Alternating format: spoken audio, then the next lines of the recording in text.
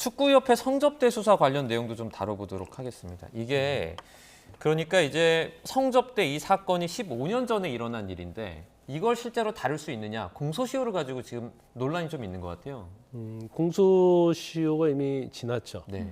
그러니까 이게 이제 피파와 관련된 부분이 있고 올림픽과 관련된 부분이 있어요. 근데 피파에 이제 윤리 규정이 있는데 예. 이제 보통 5년에서 10년 정도의 공소시효가 있습니다. 네. 그래서 이 사건 자체는 2011년도, 12년도에 있었잖아요. 그러니까 사실 15년 정도 흐른 네. 사건이기 때문에 피파 자체에서 이걸 가지고 어떤 윤리적으로 어떤 처벌을 하기는 어려울 것이다 이렇게 보고, 근데 올림픽은 달라요. 근데 올림픽은 이제 IOC 위원회에서 하는 건데 네. 거기에는 뭐 시효가는 것이 없어요. 그래서 경우에 따라서 이제 선수에 대해서 출전에 대해서 일시적 또는 영구적 박탈 하느냐 그거 하나고, 그 다음에 두 번째는 뭐 이전에 땄던 메달 이걸 박탈할 수 있느냐, 이제 그런 부분이 IOC에서는 논의가 될 수는 있습니다. 예. 다음 달 아시안컵이나 내년 1월 뭐 아시안컵 이런 거는 뭐 출전하는 건 문제는 없는 거예요? 근데 지금 문제가 있다 없다 이렇게 얘기하기가 어렵죠. 예. 왜냐면 이제 피파는 피파 윤리 강령은 공소시효가 끝났지만 예. IOC 위원회는 또 이와 틀리거든요.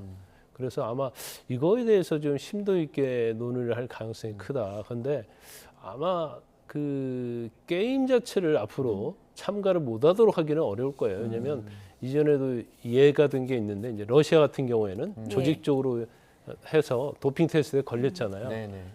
그리고 우크라이나 침공과 관련해서도 이제 예. 문제가 있었고, 그럼에도 불구하고 사실은 참가할 수 있었거든요. 물론 뭐 러시아 이름을 달지 못하도록 하는 그런 것들이 있었기 때문에, 그래서 제가 볼 때는 아마 뭐 아시안컵 참가하는 데는 문제는 없을 것이다. 단지 지금 문제가 되는 것이 2011년도, 2012년도, 특히 2012년에 런던 올림픽 관련된 거, 그때 우리가 3인가 했던가요? 예.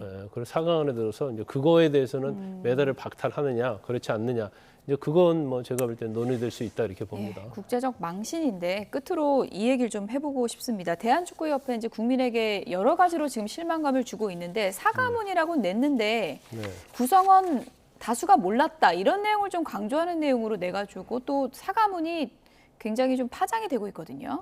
근데 내부 구성은 몰랐다, 뭐 그렇게 얘기할 수는 있겠죠. 예. 그다음에 일부가 저지른 비행이다 할 수는 있는데 보면 또 수십 년 전의 일이라고 했어요. 옛날 예. 얘기다 이런. 왜 옛날 얘기 식으로. 왜 네. 들춰가지고 이렇게 나라 망신시키고 하느냐, 이제 그런 취지로 보여요. 그런데 그건 아니죠. 일단 어떤 스포츠의 어떤 가장 핵심 가치는 공정성, 예. 페어플레이잖아요. 예. 근데 어쨌든 축구협회는 뭐 쭉 이어왔던 축구협회 아닙니까?